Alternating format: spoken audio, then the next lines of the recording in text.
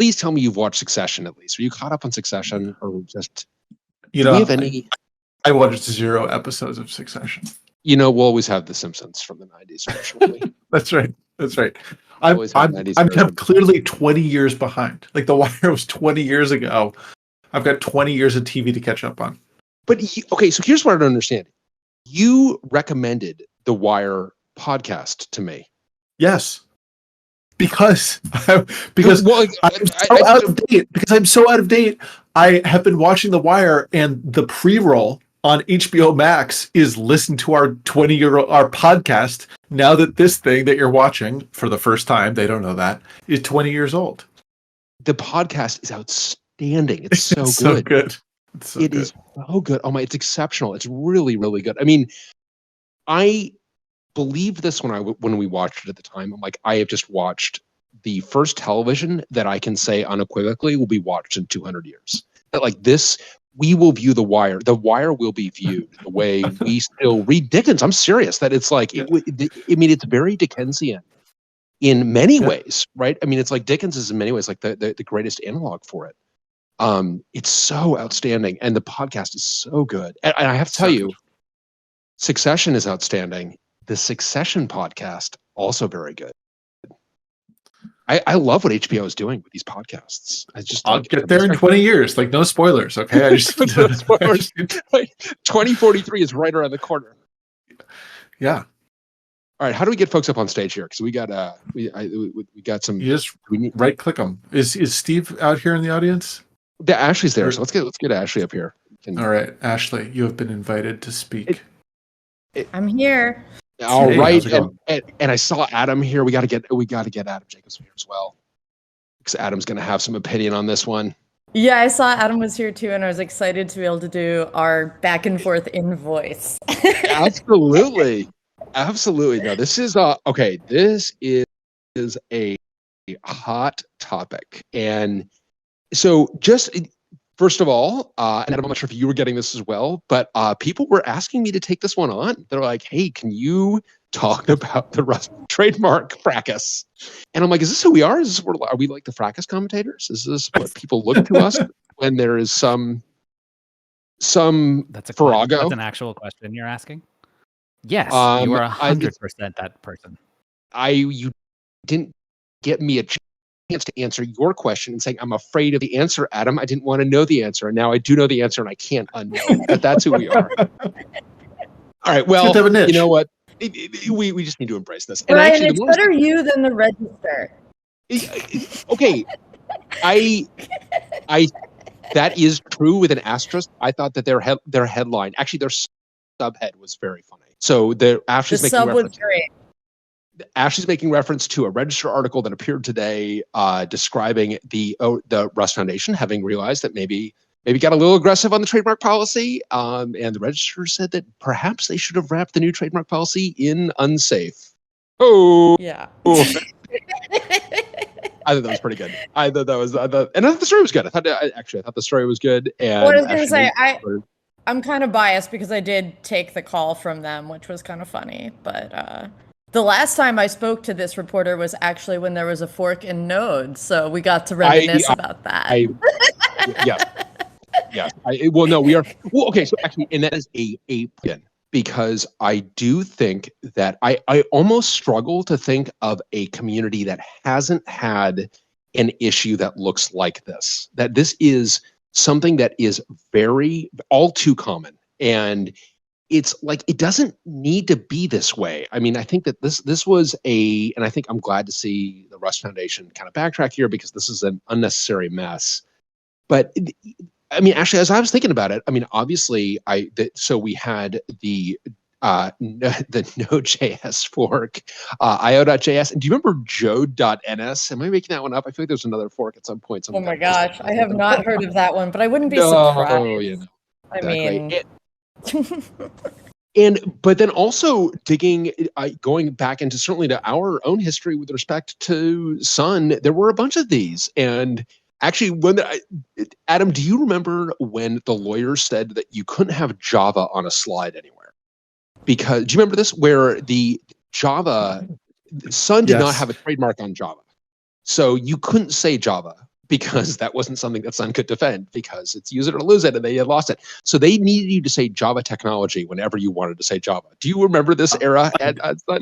I was giving some presentation at Java 1, kind of submitted the slides, and then got them back with every, the search and replace of Java to like Java technology everywhere, turning it into just gibberish. Absolutely, I remember that. Gibberish and total mistake. We made the very conscious decision for a bunch of our core technologies to Sun asked, like, should we trademark this? And I'm like, no, do not want this trademarked because it's not, I don't think there's much to defend here. And I think that there's a lot of value in having this be freely available for other people to derive there. And ZFS, do you remember the ZFS that you also can't trademark? It's a 3-letter acronyms are generally very hard to trademark. Mm-hmm. And so they had a different name. Wasn't it Dyn? Okay, it was DynFS. DYN, capital D. It was capital not F, Dream. capital S. No, doesn't that feel like a dream now? Though? We have this same dream, absolutely. Same dream. So they wanted to rename ZFS DynFS, DYNFS, not to be confused with Dying FS or whatever. It's like, what? So this has been a long-standing issue about what we call things. And Ashley, do you want to just maybe walk us through what we saw happen? The policy was announced on April 6th, I think. What was the policy, and what was the policy, kind of the trademark policy prior to this? And then why were so many people focused on this change in the trademark policy from the Rust Foundation? This is a massive question, Brian, but sure, I'll do my best. I would also share, just for anybody who's interested in open source governance, like, you should be trolling the minutes of the foundation because they have been talking about trademark for a second. Interesting. And I don't know. There's always some really interesting little tidbits in there, and no one ever reads them, but they're fun to dig through after like a big kerfuffle like this. So it's worth. A lot of people got really upset about this whole thing because they didn't even realize that Rust was trademarked in the first place, which is kind of funny. But Mozilla has always had trademarks on their technologies and reasonably strong policies around them. The policy that existed when we could dig into Iceweasel, which is something that if Steve were here, maybe I would let him do. You don't want to get into it. There's a lot about like Linux distros and things that start making what you call stuff really complicated. Yeah.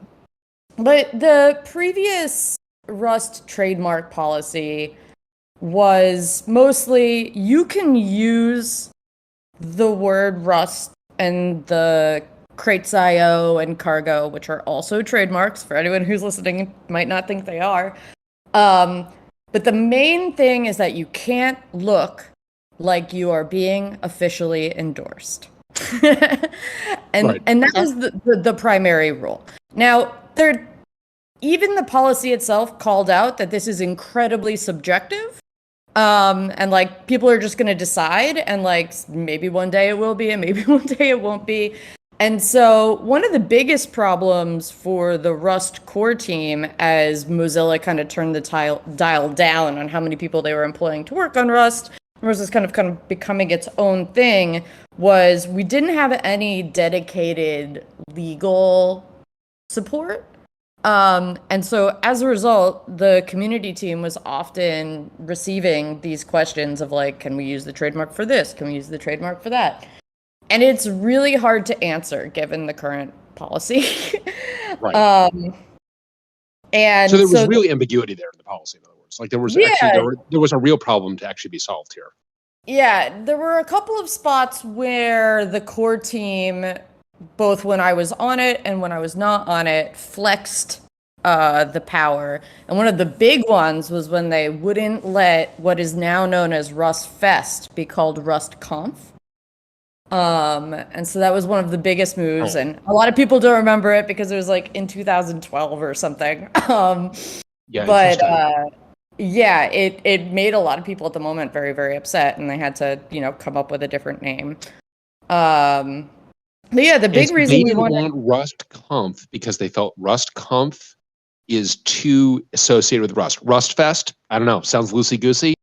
Just sounds like Sounds like mayhem. I don't know. Probably spill that into the street. What a weird distinction. Yeah. So, I mean, here's the thing that I think is really important, and I'm zooming out of your question, which was a very, very huge one, which is like the way it has historically been used in Rust in the past, and this is like a massive, like my personal experience, opinion, perspective, parentheses here, was the Rust project would carve out places where they wanted people to cooperate and not compete. And they would be a little spicier about the name in those spaces. And then in the other spaces where they didn't really care, they would just like let people do whatever they wanted.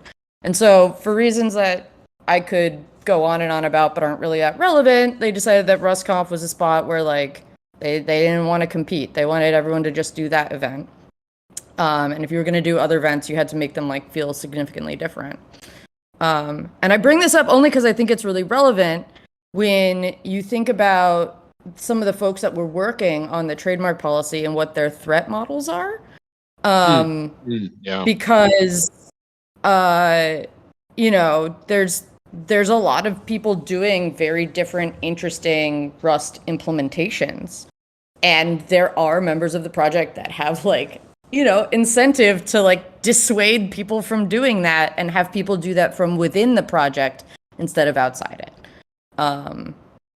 So anyways, I personally think that Trademark has a lot to do with project governance. Not everybody believes this. But anyways, the policy that ended up getting shipped by the foundation, I mean, I think it's been litigated pretty heavily, but a small summary is that it took the you can't sound like you're officially endorsed to like the nth degree. I think some of the showstoppers were like you can't have a trademark word in your crate name, so no Rust, no cargo.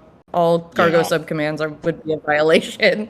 And it felt like I can almost understand where they're coming from. It's like, well, we want to give you like some guidelines about best practices, and like best practice would be like don't pick Rust, pick RS. You're like, wait a minute, what is that? Why is that a best practice? Is now every Rust crate or cargo crate now in violation? Well, I mean, that best practice has been actually listed in the Rust docs. Like, don't name your thing like Rust, like for a pretty long time.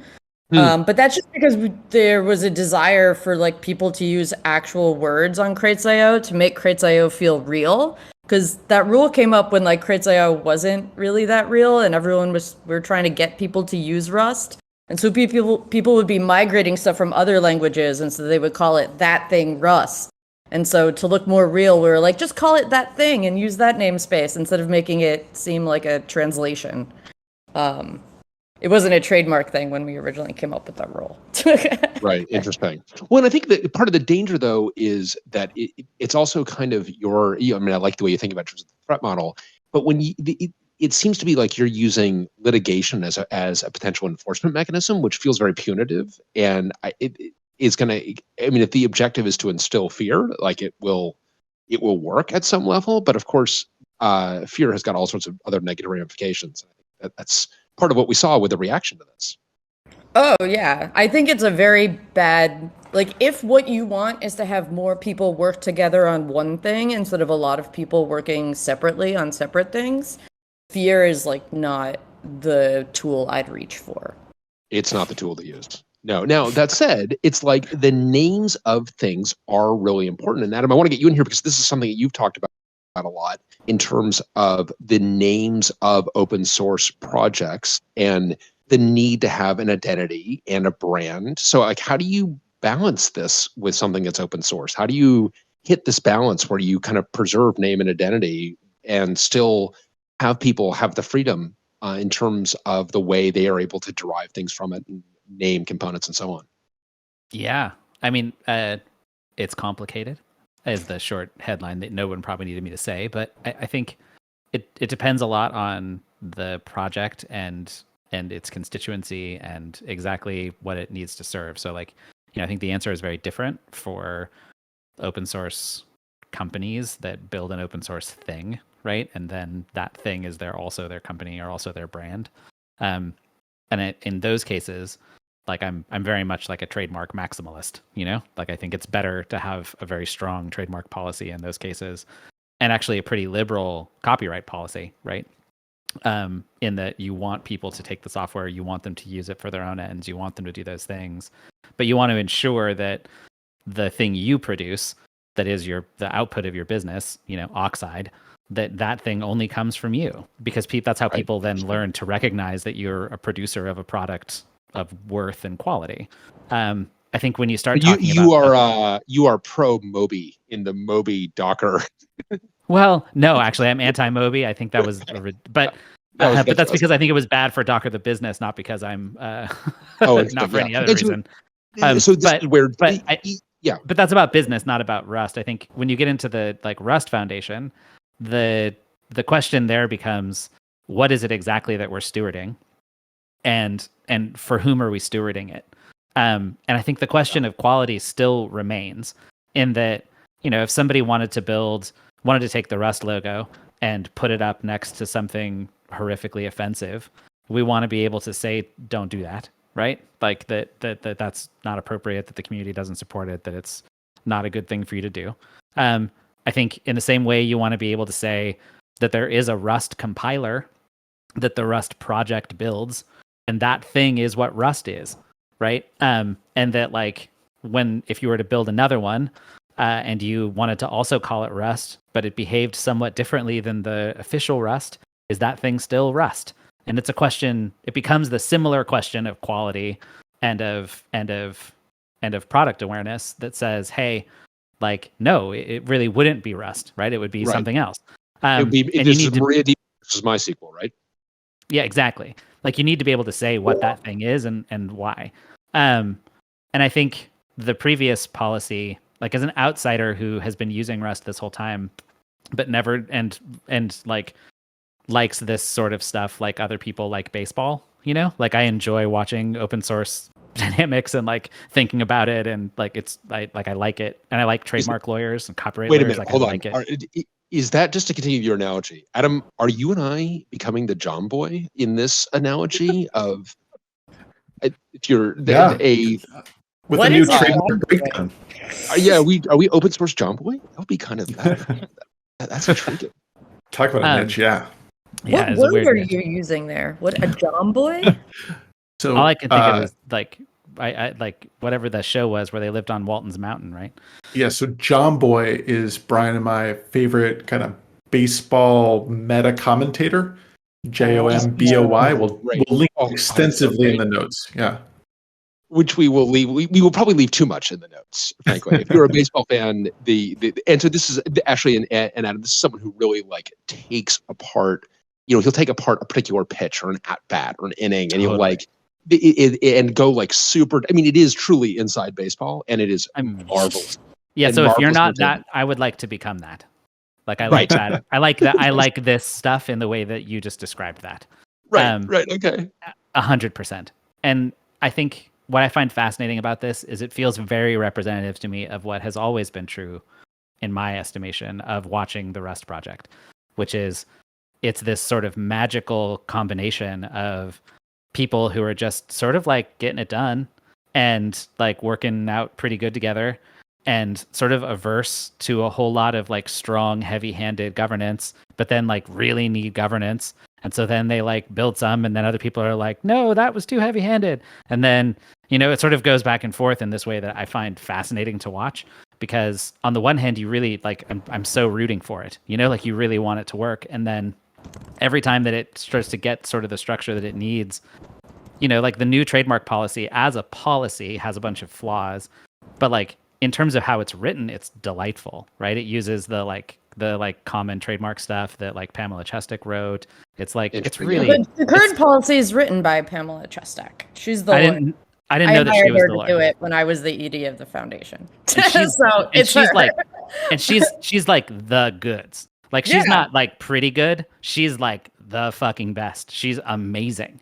And so there's a lot of those pieces where you're okay, but what you have to attach to that is you have to know what you want, and you have to know what it means to your constituency to be able to do one thing or another thing, and you have to be able to express that clearly to people. Yeah. And I think how that looked to me was that they knew they needed a better trademark policy. they had like the world's best trademark lawyer telling them, like giving them advice, which is open source trademark lawyer, by the way. She's like, I think she's also the lead on the OSI's license committee. Like she's a baller.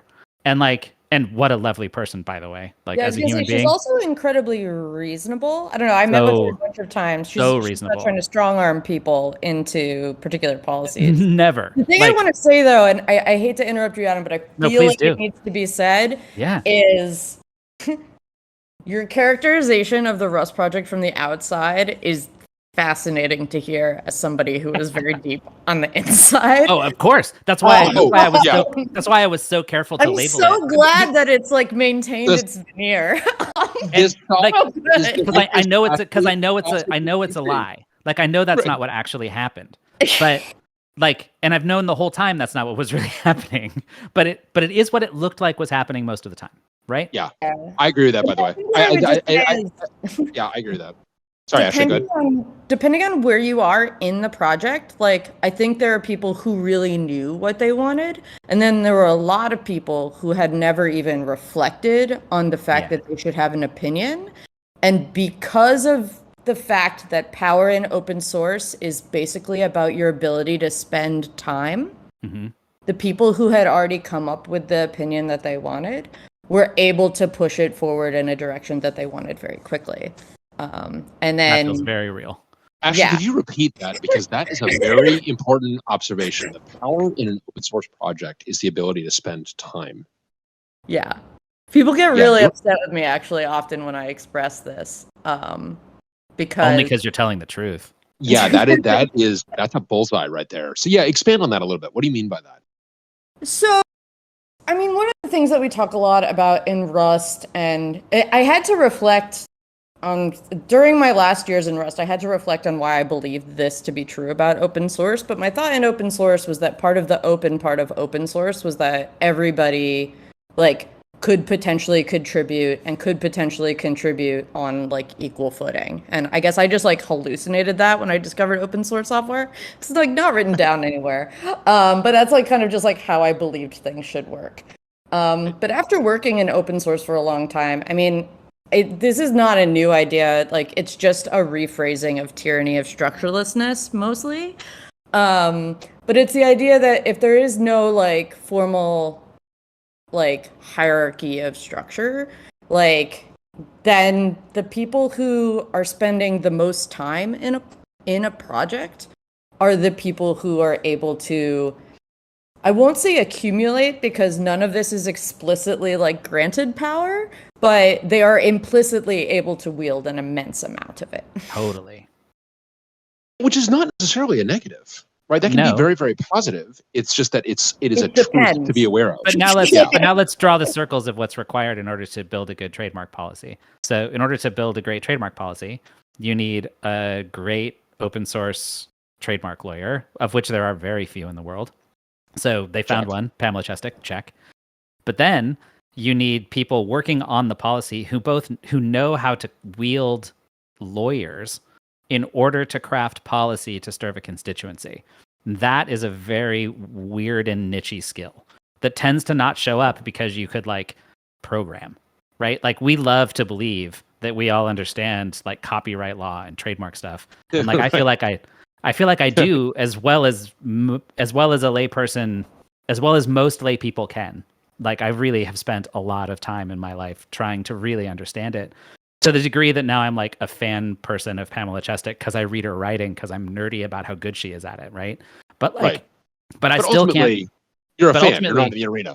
Ultimately, you I'm a fan. Spend 3 years of law school to figure it out, right? I'm not a lawyer. I didn't do the thing, but I'm as deep. But I've made some mistakes. I've got the scars. I've talked to a lot of lawyers, not just one, and those people are really quite rare. And so when you take that and you put it into even the best open source lawyer, I think it's unsurprising that what they wound up with was a policy that went overboard on the things they thought were really important, sort of to Ashley's point, that if you're spending a lot of time and you already have a point of view about how something should be or how it should happen, and then a lawyer tells you, well, here's this structure that you could use to enforce that thing, does that matter? And you're like, yes, that's the most important thing. Write me a policy that says that. And they do. And it's ironclad. And then you show it to people and they're like, oh, get the fuck out of here with that, you know? Yeah. Because you don't really understand how to wield the tools at hand, you know? Like, to your point, you've lost track of the constituency. I mean, I think that is a very important point. Or you have a particular part of the constituency in mind, right? Yeah. Like, it's not saying you lost track. One must lost track of the constituency. Is deliberate. Yeah, sometimes it's deliberate. I'm not saying it's an accident. And this is one of the things that in this conversation outside this room, like Ashley's the best person to follow on this conversation because she's got so much of the inside track, and then she's also great at these topics philosophically and structurally and intellectually, and like because it's so complicated. And I'm also a fan of this type of stuff, just like you are. That's why I totally. In writing bylaws for the Rust Foundation was one of like my favorite activities. Yeah, and like right, because so great. Well, right? I love that shit bylaws too. nerd. And like anyway, I really do think that it's then compounded by the way that they decided to roll it out. And the way that they communicated it, and then the way they didn't respond. Like, there's a whole other angle here that's just on like, let's talk about crisis comms. And crisis comms, right? And how there's a lot here. Your clarification has made it worse. Yeah, well, and honestly, the fact made it worse. Oh, you know, so like the document, the actual policy document, was nowhere close to as harmful as the fact was in terms of how people felt about the policy. And like, I think so. It some of it I think is, and I think Steve was going to say this, so whether he says it again or not, like I do think that there is a thing about there's losing track of the whole constituency. So what is the entire community that I serve? And it's really easy to wind up believing that the community you can see or the people who are in the room are the constituency. And so I'll talk about this in my own experience. Like, do you remember when everyone was very angry that people had contracts with immigration and customs enforcement? So Chef had we had a very long-standing relationship with immigration and customs enforcement, far predated people being upset about it. I'm not saying it's right or wrong. I'm just telling you that's what happened. So when you're sitting in rooms talking about whether we should still have that contract, one of the things that you could really see people do was they think about the constituency of the people in the room. They think about, people who are your boss or who are your peers or what the impacts are sort of in your sphere. And you tend to then look at the policy as protection for your point of view. So you look at it and you say, well, we can't craft a policy that says that we should not sell to the government. Therefore, we must keep this contract, which is not true, right? That's a crazy point of view. But it's not crazy. It's the kind of thing you talk yourself into when you believe that what you're looking to are hard and fast rules that explain what's right and what's wrong. And that's not really the game we're playing most of the time, right? We're making decisions about what we think should or shouldn't happen, or why we think something is right or wrong. And so, like, to bring it back to the trademark issue, I also think that there was probably some degree of people just looking around the room and going, well, yeah, we all agree this is right. Therefore, the constituency has been served. Do you know what I mean? Well, one of the things I want to put as a note on that is I think one of the things that I learned the absolutely most painful way possible is that in open source, just completely pissing off your community has a lot less ramifications than that community wants to believe. 100%. And I would say, like, the way you're phrasing the point is kind of like they've lost track of it and they should return. Like, the incentive structures for not pissing off your community in many of these foundations, like, don't really exist. And like, when I was writing the bylaws for the Rust Foundation, one of the things I did was I like made a majority vote of project directors like be part of the voting so that the project definitely had a voice. And that's like unusual and unique for open source foundations. What I didn't anticipate, and now I'm kind of like regretting when I think about like how those bylaws were set up, is I felt sure that the feedback loop between the project and the community would stay strong. And like that is just such an obvious slippage that's happened, that's kind of come out of this experience. And the incentive structures for recentering the project on the community don't really exist. Yes. And I mean, we did this with Chef, right? So we had an open source project. It was called Chef. Tons of people contributed to it. They never owned Chef. I owned Chef. I owned the trademark to Chef. And then we used it to change our business model. And it made people very angry. And also it made us a bunch of money. You know? And I don't feel all that bad about it. And like, I feel bad that I hurt people's feelings. I feel bad I didn't set it up the way I wanted it to. But also I still did it and I don't regret it. I'd do it again. Interesting. And like the incentives to do it, like I think that opinion, like the way you just shared that, like again, I was not in this room, but I'm certain that there are people that feel that way that were behind a lot of this policy. Yeah. And like I think in this particular instance, they're making a mistake. Right? Yeah. I think the people that they're serving and what they're and what they need from it are not aligned in the way that like the people Chef was serving like were, if that makes sense. Yeah, and I think to go back to actually something you said about like, you know, there are limited consequences to pissing off your community. I think that depends. I think that you know, that you got the returning the bullet holes on the returning bomber kind of image. Because there are communities. I mean, it depends on what that misbehavior is. I mean, so thinking in particular about, for example, Hudson at which we now call Jenkins, right? Where it's like that actually did. Now the community was happy to be completely free of then Oracle, but it's like absolutely lost the community in a way that was irredeemable. And I feel like there are things you can do, and I think it really depends on to what degree does the community. Well, the community doesn't speak with one voice, but to what degree is there? Yeah, I was going to say one thing that Florian Gilcher, who I wish was here because he's great on this topic as well, but I would share he always gets pretty spicy if anyone says the Rust community. He always says the Rust communities because it is not a single voice, and you always do yourself a disservice by speaking about it as if it's a single thing. Well, that's right, and I think the real question is, because this is, and Steve, when we were talking about doing this at an Oxide and Friends, I was likening this to when I was asked to give a keynote at the Node Summit long after Joyent had broken up with Node effectively. This is in 2017, Ashley, and I'm like, no, because I don't have nice things to say about Node, and I just don't think it could be productive. And the organizers of the summit is like, oh my god, that'd be amazing. You have to now get. I was like, oh my god, but it did actually. That is where my software as a reflection of values talk came from, because it did force me to really think about, wait a minute, what did go wrong here? And I think what went wrong in that situation was, and the reason that there was such a great fracture is because there were actually different values at work. And you've got different communities and different constituencies, but if you don't have shared values, then the fracture can become really deep. And then I think you do end up with these communities that kind of forever. And so I think that this is, I think, part of what people felt. This is why. Well, the thing I want to say is, like, you're talking about this fracture, and this is like when a fracture happens. Like, I think it's worth kind of zooming out from this trademark policy little situation and going, what else has been happening in Rust like around this time that may have led to like a massive values split?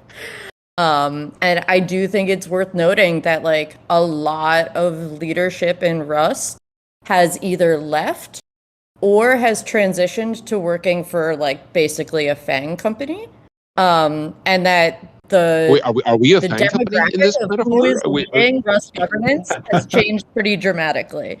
And so like I think you can see this stuff happening. And I think one of the biggest problems and one of the biggest challenges with community management is that a lot of these changes happen on such a slow feedback cycle. It's often hard to see them happening. Interesting. And that there's kind of an erosion that is happening that can be hard to see until it's too late, effectively. Right. I mean, one of the things I would point out, and so this was something that I was pushing for when I was still in Rust governance and made everybody really spicy, was there should be a limit of like team membership of people who all come from individual companies or something. Mm-hmm. And that was something that Rust doesn't do. If you look at the project directors and who they're employed by, they're not independent. So I think it's very interesting. And so when we talk about the community and what set of constituencies do folks have in mind, like while they're setting up these policies, like I'm not trying to say it's like necessarily an explicit like evil takeover scenario, but I think you're right, like Adam, when you say like who's in the room matters, because totally. they become your feedback loop. Well, and this becomes like not all foundations are created equal. So like not all project leadership teams are created equal. And so when we think about like one of the concerns I have, and I've been said publicly, and if there's somebody in the room who's upset about it, I'm so sorry. Like the way the Linux Foundation works as essentially a giant for-profit entity that just creates baby foundations to also be for-profit entities that essentially just become giant industry consortiums that serve only the consortium members as You're like among a friends, play mechanism. Like, let's wait for the sentence to end. I'm waiting for the sentence to end. I don't know where he's going to end on this one. Yes, how is the sentence going to end? That's not my kind of party. Oh, there we go. Okay. Right? And like I look at those kinds of foundations, and I look at their governance, and I look at who they serve, and I think it's gross. I think it's yucky. I think it causes, like, you look at like what cloud native is, right? And like it's the foundation building a marketing term. Know what cloud native is? I still don't. Yeah, it's whatever the CNCF says it is, because the cabal decided that that's what was best for their joint marketing efforts against Amazon. And like, God bless them, they're all making money. And like, and also, you know, and so I kind of think when I look at foundations and open source, I tend to look also at the structure of, you know, if you're one of the things like the Apache Foundation does well. They don't do everything well, but one thing they do well is the distinction that says, like, who exactly is it that we're even allowed to serve, right? Yeah. Like we know, like we're very clear about who we serve, and we're very clear that they're the only people that's the only way that we serve it. And if anything else is being served, then that's a failure of the foundation's governance of their own projects. My God, you're gonna get me so spicy right now. And like, I think that question of like, well, okay, who's this thing for? Like, is it a programming language that is sort of weaponized for the corporate interests that need it to be weaponized in some particular way? Is it for the people who program in it? Is it for the language designers who build it? Like, it's for all of those people to some degree. But in what way does like a trademark policy, for example, be of service to those people? And like, this was the quote I wish the Register had given me, because this is like something I explicitly said to him. And like one of the things that was really important to me setting up the Rust Foundation is like the Rust Foundation is not this marketing flywheel that the Linux Foundation is. Totally. It's for supporting the maintainers. And when you have to ask yourself, like, how is this trademark policy supporting the maintainers? Amen. But I think it goes back to the fact, and this is why like everyone's going like, oops, this was a mistake now, and like I don't necessarily disagree, but I think that there are many folks who are maintainers on the Rust project who would like to reduce the threat of competition on the language design side.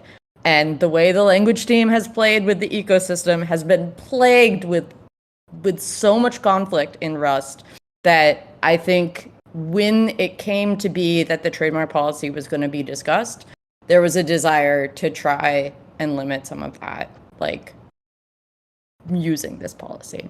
That's nuts. Yeah, I think it's nuts. Now people are going to be like, that's a conspiracy theory. Actually, like, you have no reason to know that. But I do know that people on the trademark working group literally troll alternate implementations on GitHub like pretty regularly. That's all public. I've got the crazy board with all the things strung through it. If you need, with the string and everything.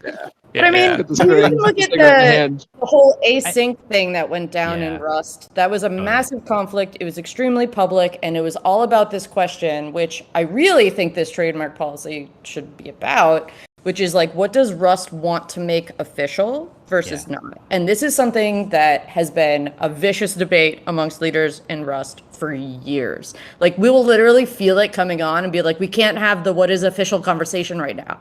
Like, can you expand on the async kerfuffle, at least briefly? So when Rust first came out, there were no asynchronous networking primitives. And like many things in Rust, because it was missing from the language itself, there was experimentation in the ecosystem. And there was a desire at some point to be like I think I was like, Node has the thing where you can write a server in 8 lines. Like, I really think if Rust wants to be like a server, like network language, like we should have this demo too. They were like, okay, then we need async primitives in the language. And there was a lot of conflict about whether we adopt something from the ecosystem or we invent something from whole cloth from within. People who were within the project governance and people who were in the ecosystem had a big old battle about it. Honestly, there's bad blood to this day. And that's why if you go, oh, which async runtime should I use in Rust? And you find like a whole bunch of different crates and some of them work with each other and some of them don't, like that's why. Nice. The asynchronous execution also just does seem to bring out. This is also. I'm not sure if because this. It's true. I don't know. What is it about like this particular property of a system that is just like it, like instant civil war? Just add people, and you have instant civil war over how we're going to do async. It's like, all right. I do want to. Someone had asked in the chat, like, hey, I'm out of the loop on the Linux Foundation. Like, what is going on to the Linux Foundation? So the Linux Foundation is a 501c6 that is effectively an industrial consortium, and a lot of us in open source think it's pretty dirty the way it operates. And in particular, it ends up being an octopus whose only job is to feed itself, and they end up it guides a lot of their actions in terms of who their constituency is. Their constituency is their member companies, and it's even worse than that because they really seem to operate in kind of a very narrow self-interest. So, and actually, I think I'm sure there are others to thank as well, but I think the Rust community has you to thank for Rust not being a quote unquote foundation in the Linux Foundation, because Linux Foundation likes to create these quote unquote foundations. Here's the trick, though. So, like, one of the big things when I set up the Rust Foundation, and admittedly in a group that didn't always agree, there was pretty much there was a lot of agreement that we shouldn't incorporate under the Linux Foundation, because of the whole like. The way I like to talk about the Linux Foundation is it used to advertise itself as companies should adopt open source because the ROI is like 100% because it's free. And then they just sell advertising for that so that they can get more sponsorships to buy more marketing and advertising. And it's just a big event machine.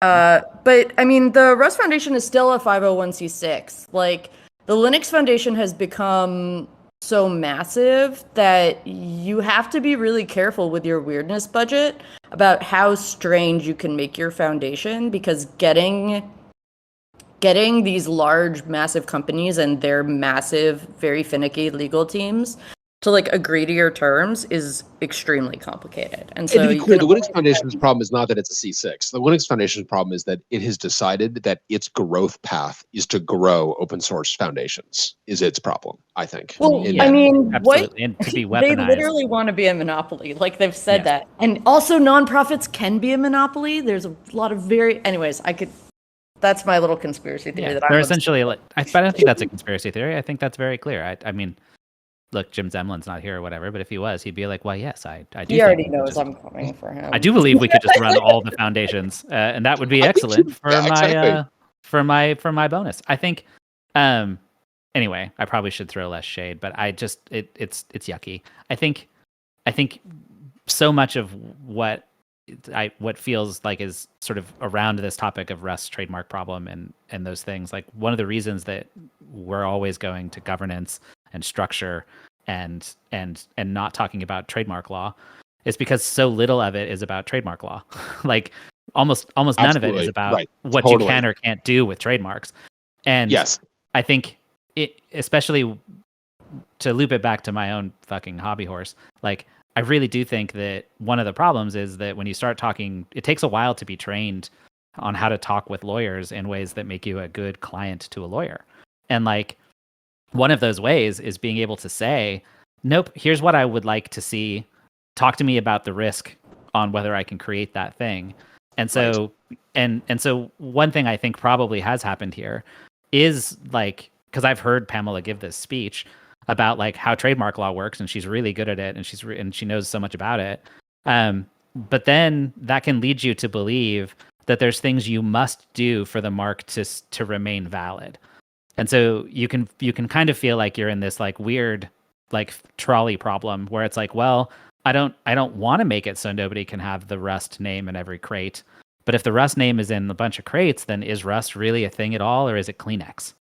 And there's like an existential question there. Use it or lose it. I mean, that trademarks are use it or lose it. You have to do it. So I can totally sympathize with sitting in a room with a world-class trademark lawyer who tells you what this is and goes, yeah, there's a real risk that if I wanted to sue you and say you don't really have a trademark, that I could pierce it because there's a bunch of Rust crates that use -Rust, and therefore it's a common term like Kleenex, and you got to clean that up.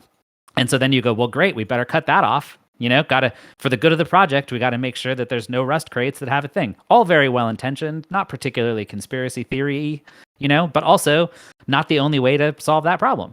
Like you could solve that same problem by saying we explicitly grant that it's okay to have crate names that use the word Rust in it. Not because it's not a trademark, but because it is. And we said it was fine. Right. Exactly. Yeah. There's a lot of ways to be really like creative in a legal sense, but I think it takes a really strong personality to talk with a lawyer as like thoughtful and present as Pamela and be like, I hear you, but we need to do it a different way. 100%, because you know you're not an expert. And so you're like, no expert, we're definitely peers. Like this is the thing that venture capital teaches you. Because at first you're like, you go and you raise venture capital and you're like, you feel like you're asking rich people for money. And then later you realize that you're peers. And you're like, oh, no, that's not how this is working at all. Like, actually, it's funny you learn this from VC, because I think you can also just learn this being an outsider ever. Yeah, I think that's real. But like, yeah, totally. It just happened to be because I was thinking about all the places I learned to be peers with people that are powerful, you know? Yeah, I have my own new experiences with VC. And so that was making me reflect on that.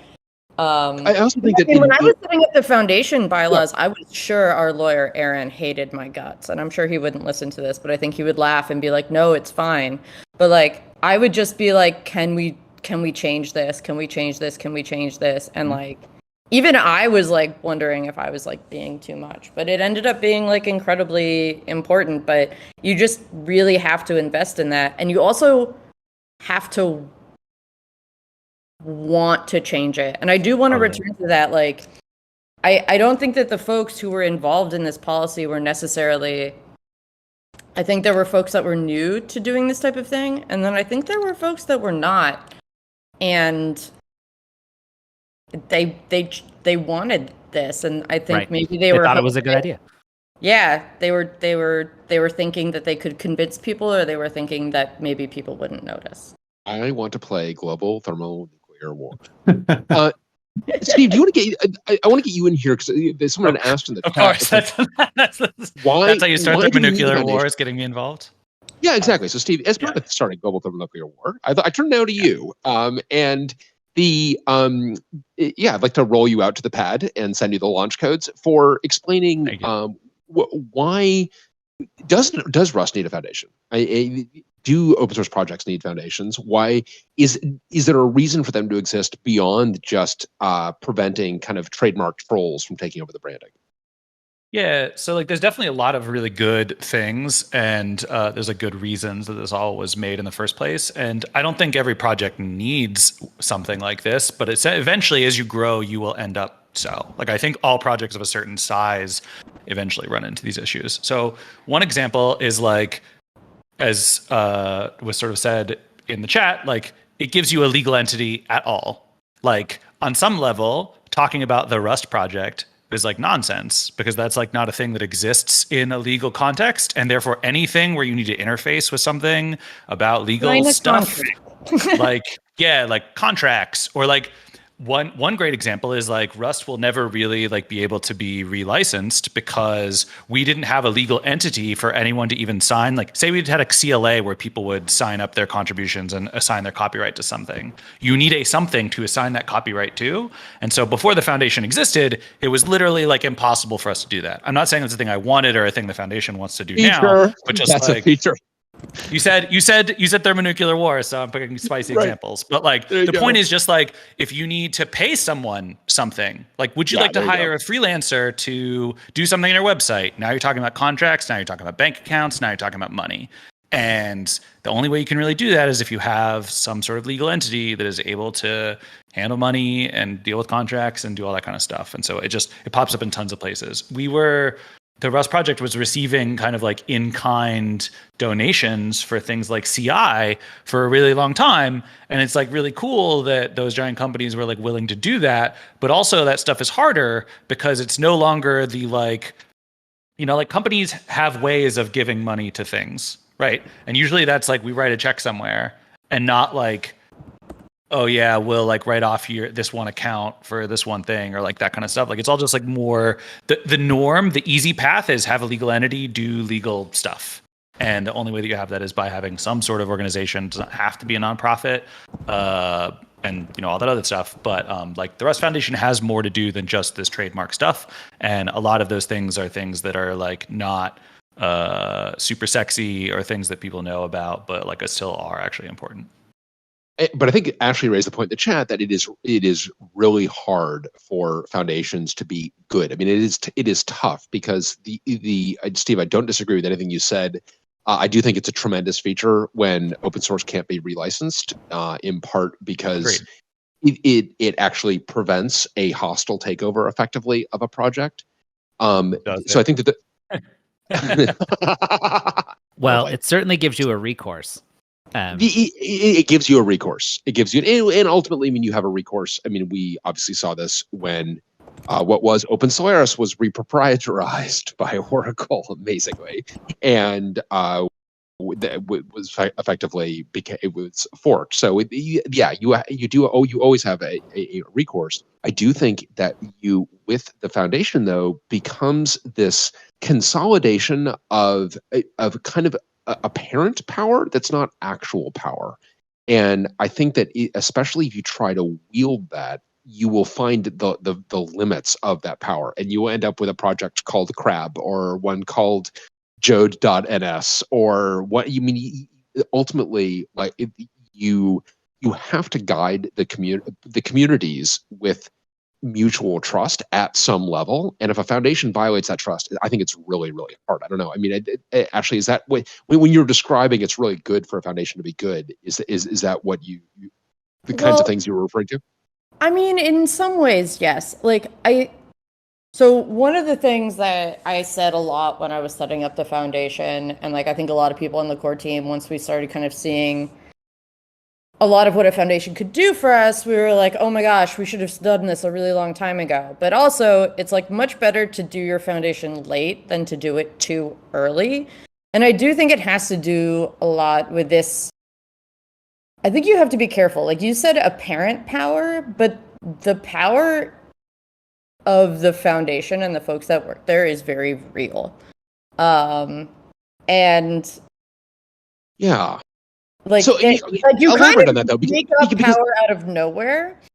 And I think the way foundations go sideways is the same way like any company goes sideways, or really any group of people. And it goes back to this idea about a divergence of values, I think, is that like you need to have a vision and you need to like communicate that and like rally people around it. And I think the Rust Foundation has done an absolutely shit job of that since we kicked it off. I think its idea of supporting the maintainers and like how are we going to actually solve open source sustainability instead of like micro donations and stuff, like that, it's just gone. And I have to be careful how loud I say this because I'm obviously incredibly biased.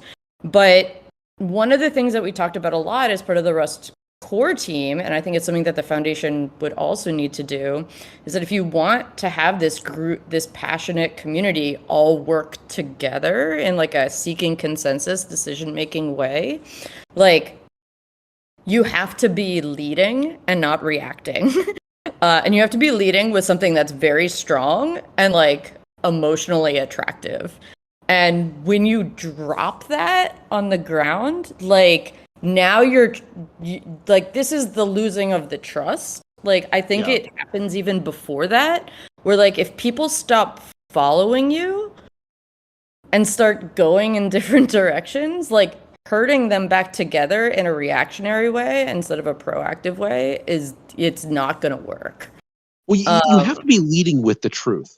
You know, like in terms of like what I mean is you need to be leading with the community's broader truth. If you were trying to impose something upon the community or the communities, lead them in a direction that they in fact don't want to go, or only a subset of them want to go, then you're actually just going to expose this deeper value and fracture, this deeper fracture of values.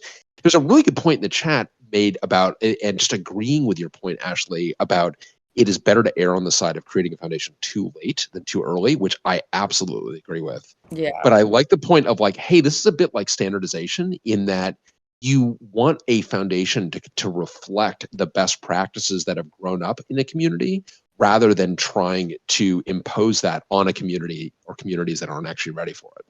Well, I guess I would push back on best practices just because in my experience of communities, like they like don't have best practices.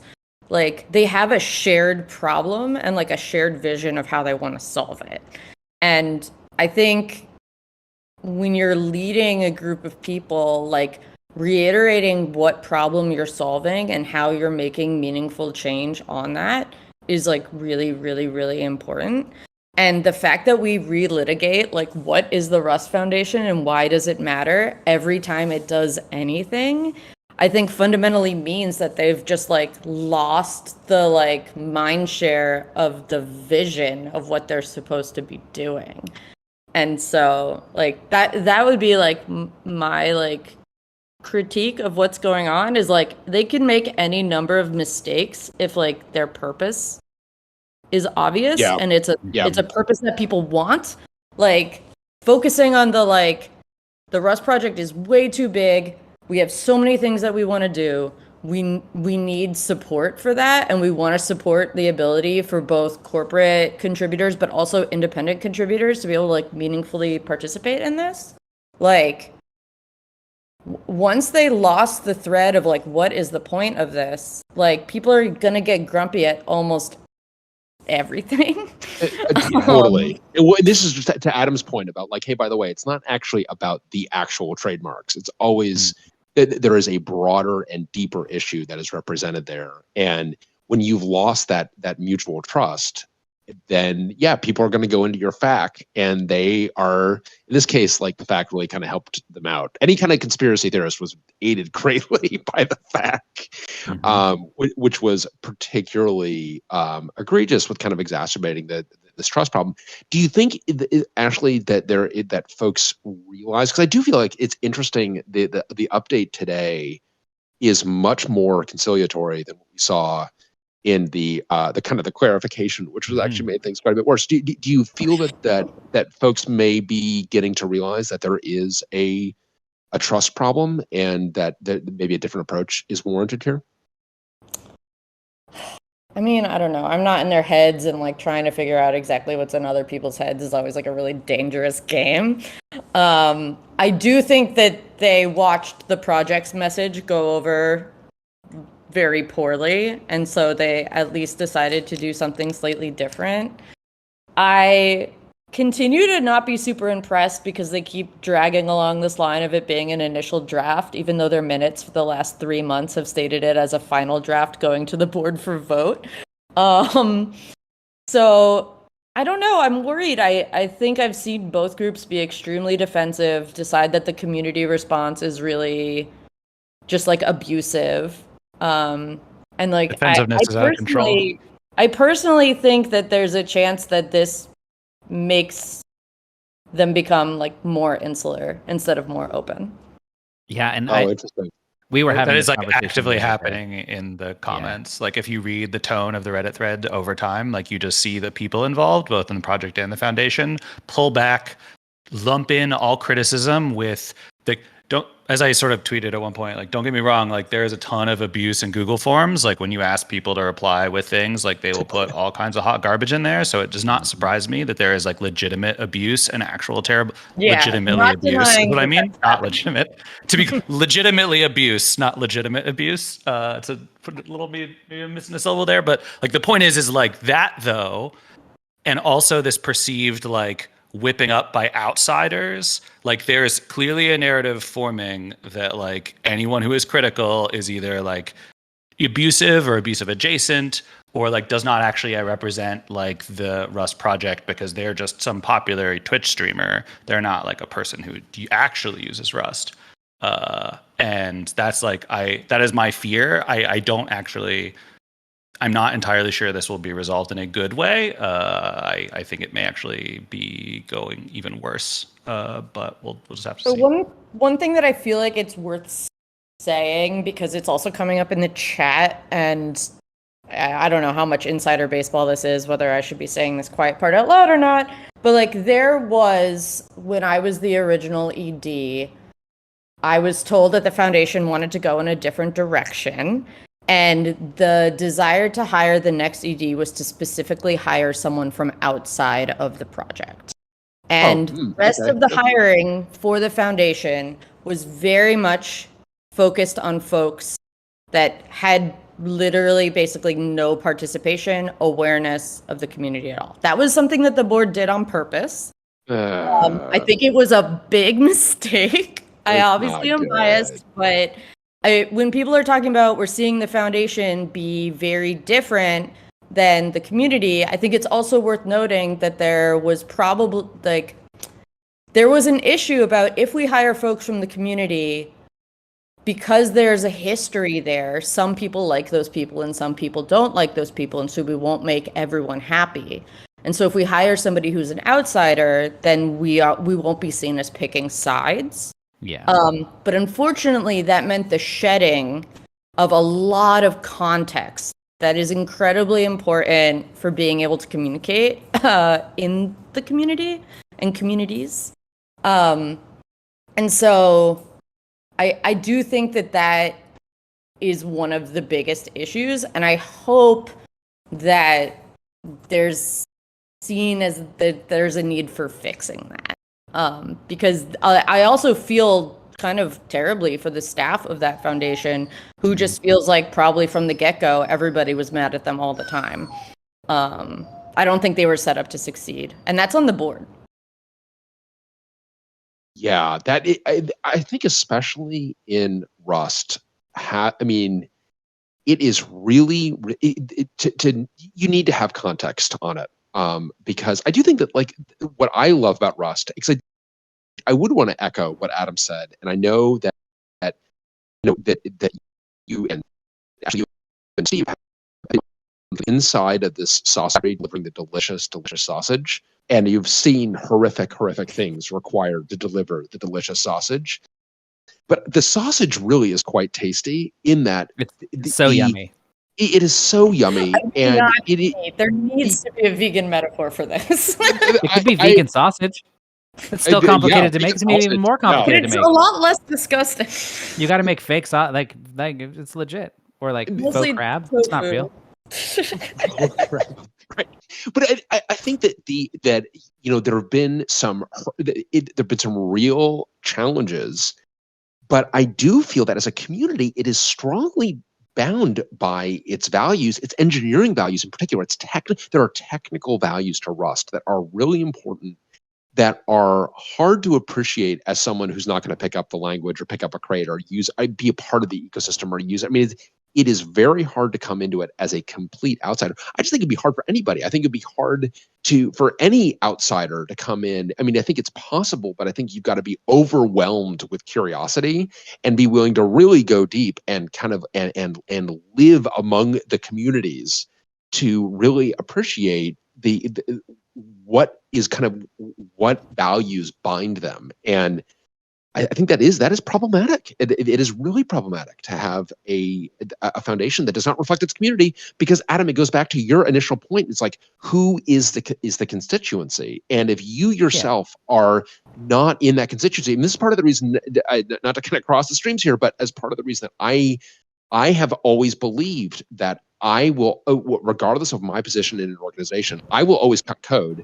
because you need to, if you don't cut code in a software engineering organization, I think it's very easy to lose track of what software engineers are going through. And I think that it's very easy to lose that empathy. And I feel that, it's really important that a foundation understand who that constituency is. And actually, obviously the foundation is the whole thing. It's the entire governance structure of the project. Like, the foundation's one part, but like, we see this all the time. You're seeing it like the Nix community right now is having its own like little paroxysms of governance crisis, right? Because there really hasn't been really much of any governance at all.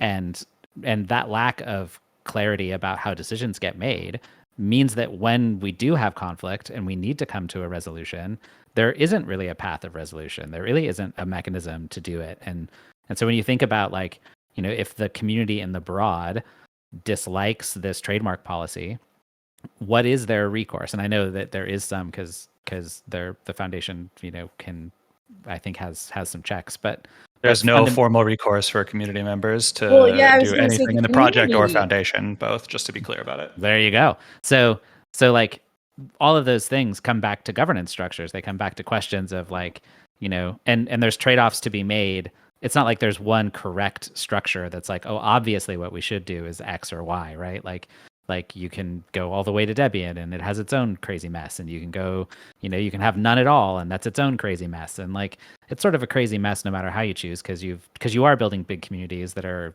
have lots of people who need and want whatever it is they need and want. They want jobs, they want notoriety, they want whatever they want. And part of the art of community management and of governance design and of foundation design and policy and all that stuff is setting up the rules that say that, okay, we all want different things. How are we going to make it so, at the very least, the system we've set up is a fair and just one?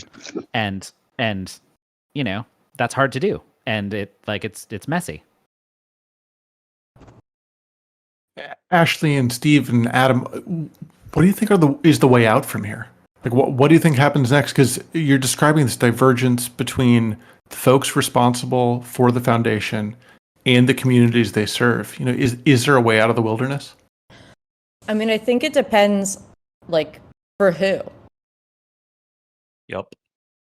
I mean, this isn't gonna, like, kill Rust or anything. I think that would be really silly to say.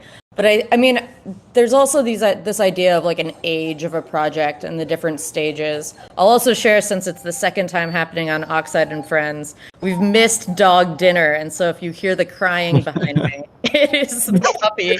She's pissed. But, like, when we think about Rust, like, I think Rust has to decide, like, what it wants its constituency to be and who it's building for. Rust the foundation, or Rust the project?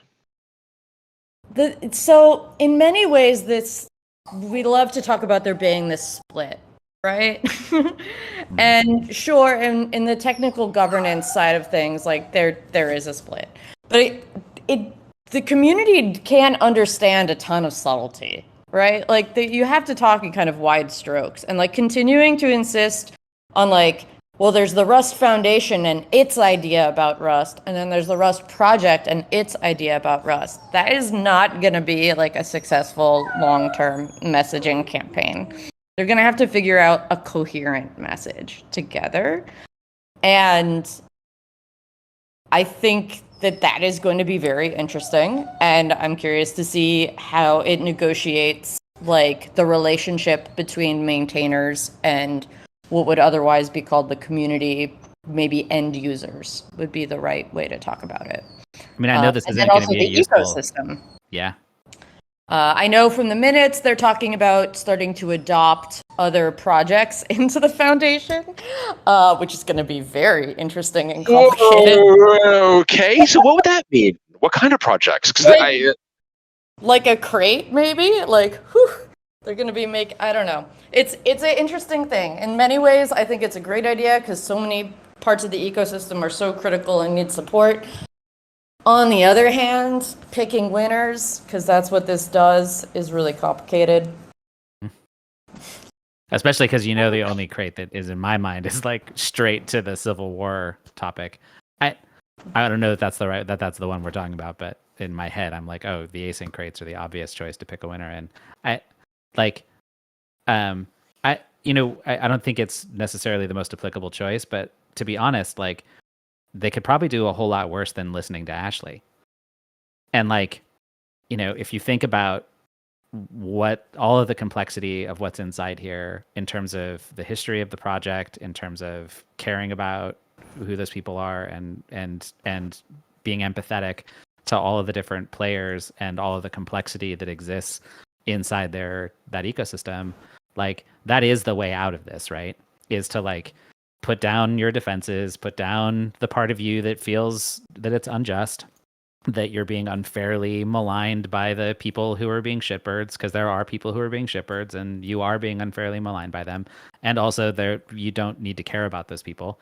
You need to care more broadly about all the people who have legitimate concerns that are real, and they're sharing them with you in a legitimate way. They're giving you a path to listen and to understand more about how to serve them.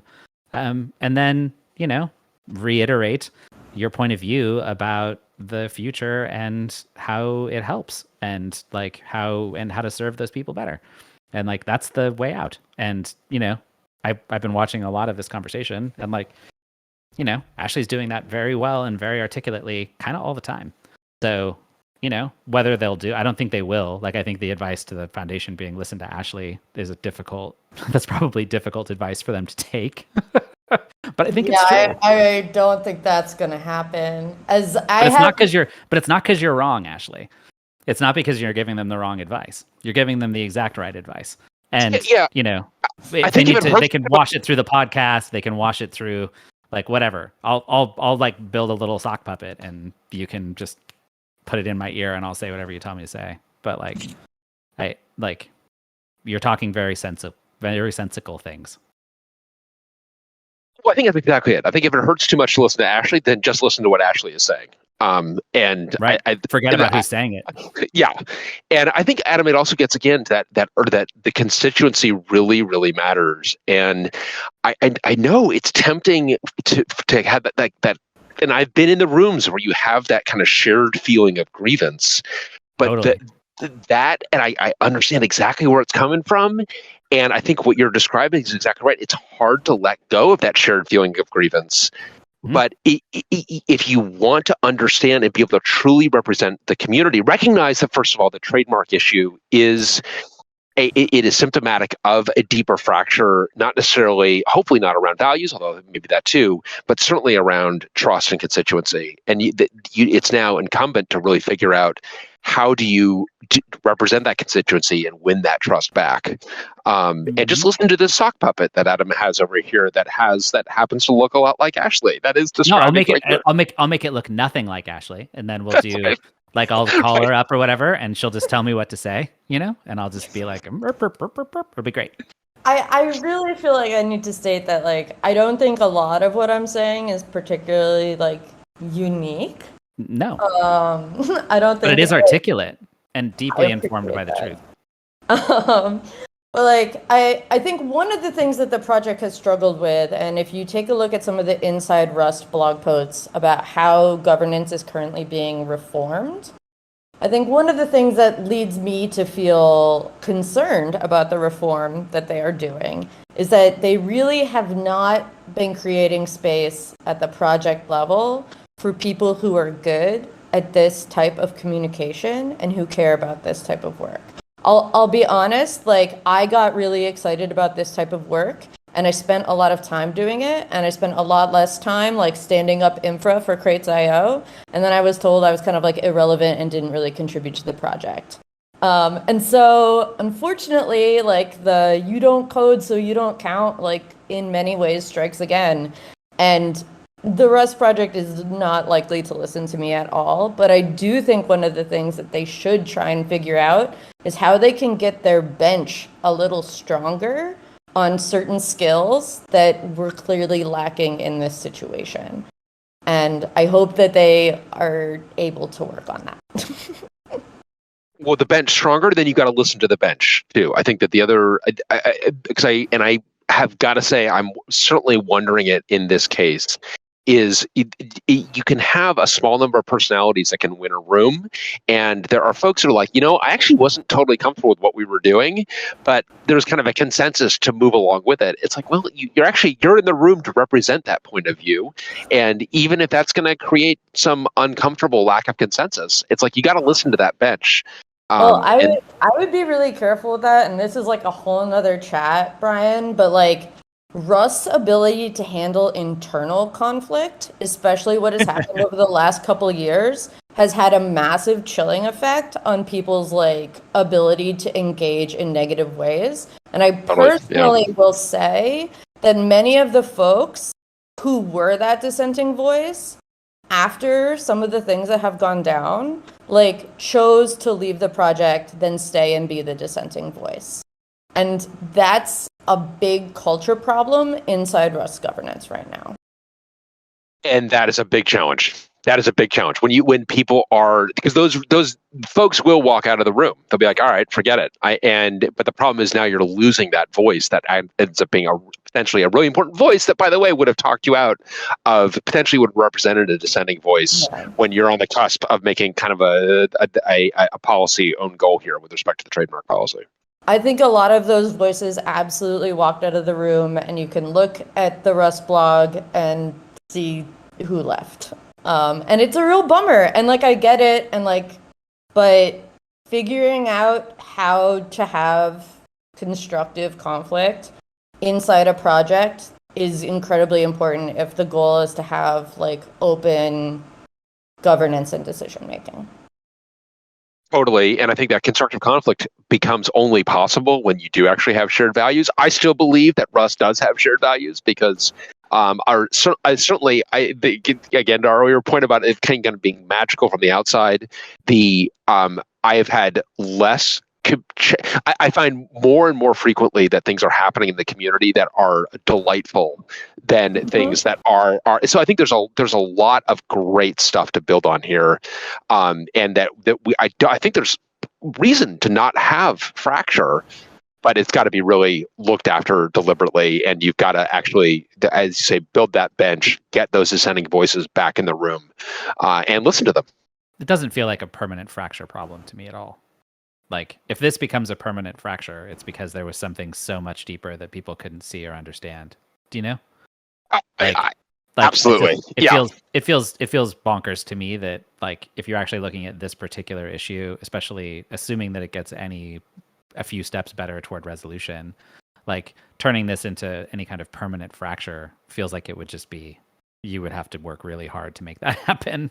And perhaps be a really bad actor intentionally. Oh, I think, Adam, I guess maybe to clarify, and Brian, you can tell me if this is right or not, but I think at least what I was trying to express is I think this trademark policy, like kerfluffle, is like a symptom, not like the original cause. And I think that it will find a resolution, mostly because it is a pretty straightforward thing. Like, it is not uncharted territory to write an okay open source trademark policy. Yeah, whether it heals the other things that are looming, that were symptomatic, that helped this become a thing that we now have to talk about, is a different question. Yeah. Yeah. But those other things need healing, just to your point, Adam. So I think that there reason for optimism, but there's work to be done, for sure. And I think that it's this is, and I think maybe it's always, again, I'm just thinking about the number of open source communities that have had these trademark based fractures. And maybe the lesson from this is like, hey, by the way, it's never about the trademark. It's always about deeper sense of loss of trust, loss of agency, loss of constituency. That if you ever think, if you as an open source think you're having a trademark issue, it's not about the cap on the toothpaste. There's something deeper going on. That feels real. Yeah, that's spot on, Brian. Well, this has been extraordinary. I obviously think so highly of the three of you. I mean, you two, Adam, but but I think that the three of you are real leaders on this subject. I think that people really look to you and you've been in a bunch of different communities. You've seen some shit, as Steve, as you'd say. I mean, I think that the real strength of Rust historically has been pulling that wisdom from other communities. And I can't thank you enough for joining us today. This has been a terrific discussion. Well, I was gonna say, Brian, just for us nerds though, like, can we have another call where we actually talk about Trademark? I want to go toe with Adam. Yeah, I feel really bad about it because I'm like a full on Trademark maximalist. Like, yeah, I don't know where I'm at, and I want to have a conversation with someone about it. So yeah, no, I have a very strong point of view that I think a lot of what's wrong in the way that we're building open source companies today hinges on the fact that we've over-rotated on using copyright to try to create competitive distinction to the detriment of our own communities. And we do that because we misunderstand the ways we can apply trademarks in order to create the differentiation we want and the communities that we desire in a way that's fair and just. And I think we've been fucking it up for a super long time. So yeah, I'm down to stand on that soapbox any day. Great teaser for the sequel, for sure. Yeah, I think we got to do a sequel, and maybe get some real trademark lawyers here to join us as well. But yeah, let's do a sequel. Get Kyle Mitchell in here in Spicy Land. Pamela will do it. Yeah, Pamela. Let's get Pamela here, and Lewis would probably do it too. Totally, he would. Yeah, I'm sure that he would join if he's not too busy with all his AI stuff now. Yeah. Well, let's do it. A sequel would be awesome, and I love it. We'll go deep, and we will be the John Boy for open source communities. Right on. Apparently, that only means something to you and me, Adam. Well, I was going to say, someone earlier in the chat said the Matt Stoller for open source, and I kind of liked that too. I don't know if folks read him. Maybe that's just me. I don't know. Yeah, we'll go deep regardless. All right, well, everyone, thank you again so much, and we'll look for us to tee up a sequel sometime soon. And thanks again for joining us today. Thanks, everybody. Bye. Thanks. Bye.